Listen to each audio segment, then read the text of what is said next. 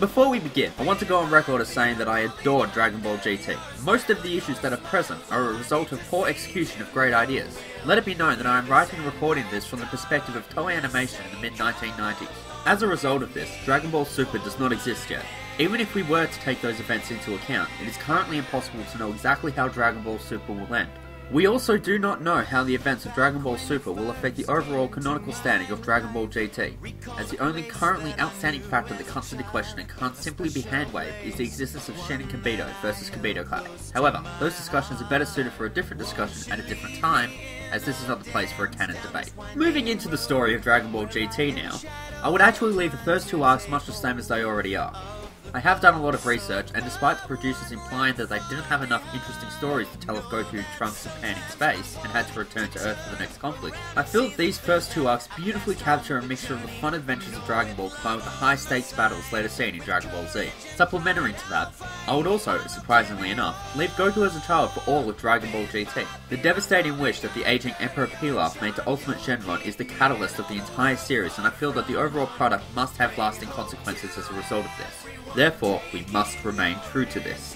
With that said, there is one major change I would make to the search for the Black Star Dragon Balls arc, and that is the transformation of Pan. Up until only very recently, I was steadfast in the idea that she should have transformed into a Super Saiyan when she was fighting Nato on planet M2.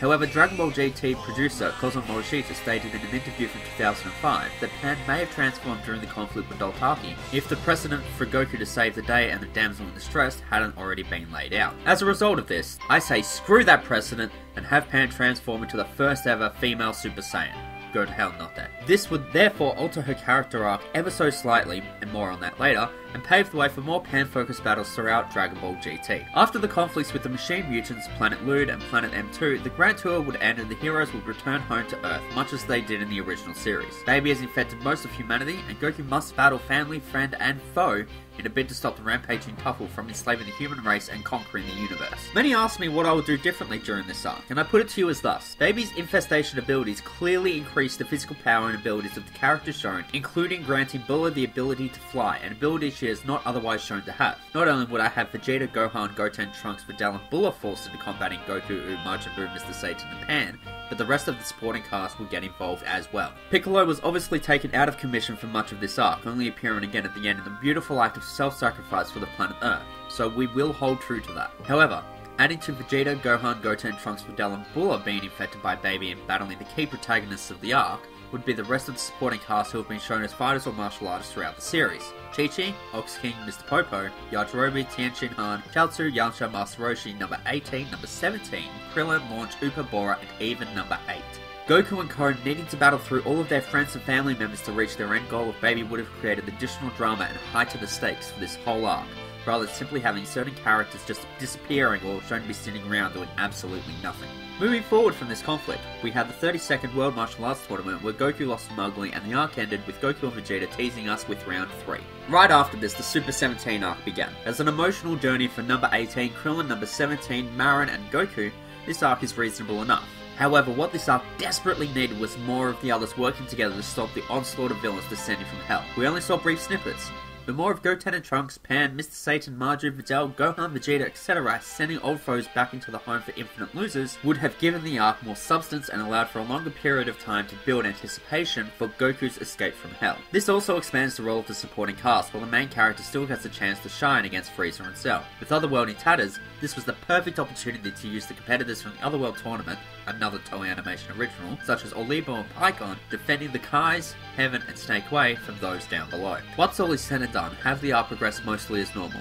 Number 17 fuses with Hellfighter 17 and battles the Tide Z fighters, who have been worn out from their battles against past villains. In an act of desperation, Vegeta transforms into Super Saiyan 3 for the first time. The might of Majin is thrown around, and Super 17 continuously stops Goten and Trunks from fusing at just the last second. Whilst all of this happens, Gohan throws open his closet and stares at his long-retired gi. "I never thought I'd wear this again," he says as he suits up and flies out despite Chi-Chi's desperate cries. He meets with Pan and Videl, and the family race to the scene to join the battle, only to get their asses kicked anyway. Meanwhile, Piccolo convinces King Yama to send him to Hell and assist Dende in getting Goku out of Hell, allowing him to join the fight against Super 17, who sends Dr. Mew back to Hell. Number 18 joins the fight, and the rest of the battle goes the same as always. The Shadow Dragons arc is honestly where I would make the most changes to history. As usual, the Z Fighters collect the cracked Dragon Balls and come face to face with Black Smoke Shenron for the first time, who then splits off into the 7 individual Shadow Dragons. We begin with Goten and Trunks, who are following the negative energy readings all the way to Hei's Shenron. The battle plays out much the same as when Pan and Goku fought the dragon, with the 2 young Super Saiyans eventually slaying the dragon without the use of the Metamorese fusion dance.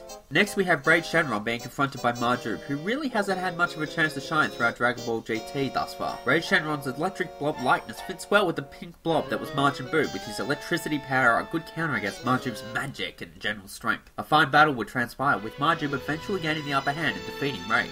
Having defeated Hei's Shenron as a tag team, Goten and Trunks arrive at a fishing village, which is being both assisted and terrorized by Princess Oto, Oshana's Shenron in disguise. Beginning the battle individually, Oshana's wind and water abilities prove to be too much for them, and they finally manage to fuse to the Gotenks. This is a moment that has been building throughout all of Dragon Ball GT until now.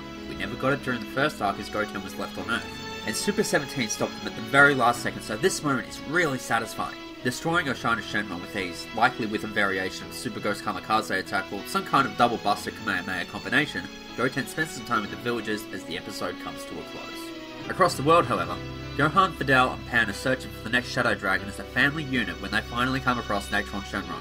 Now, admittedly I am scaling back Natron Shenron's power here, but for good reason. Gohan, Videl, and Pan fight with all of their might against Natron Shenron, with both Gohan and Pan transforming into Super Saiyans when Videl is knocked down for the count. Much like in the original anime, Natron tricks Pan into being absorbed, and it is now up to Super Saiyan Gohan to rescue his daughter and save his wife. With Videl unconscious, Pan absorbed, and Gohan unable to do anything in his current state, he rages beyond his current level for the first time in Dragon Ball GT and transforms to Super Saiyan 2. He succeeds in saving Pan and destroys Natron Shenron for good, before racing with Videl across the world to Korin Tower to get her a Sensu Beam. Pan then proceeds to go looking for Goku. Now, it's important to note that up until this time, Goku has not been seen at all. He's a non-entity, oft mentioned but never actually seen in his search for the next Shadow Dragon.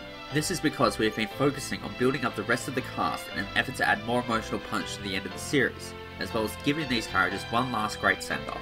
We meet Goku just as he comes face to face with Nova Shenron, and their battle is pretty much the exact same as history has foretold, and then the battle plays out the same with Hei's Shenron being destroyed by a Dragon Fist, and then Sin Shenron arriving to battle Goku. With Super Saiyan 4 Goku blinded and Sin Shenron about to strike the finishing blow, Vegeta shows up and engages in battle with the 1-star Shadow Dragon. His efforts, however, are all for naught, as Sin would overpower him and assimilate the final 6 Dragon Balls, paving the way for Omega Shenron's explosive birth.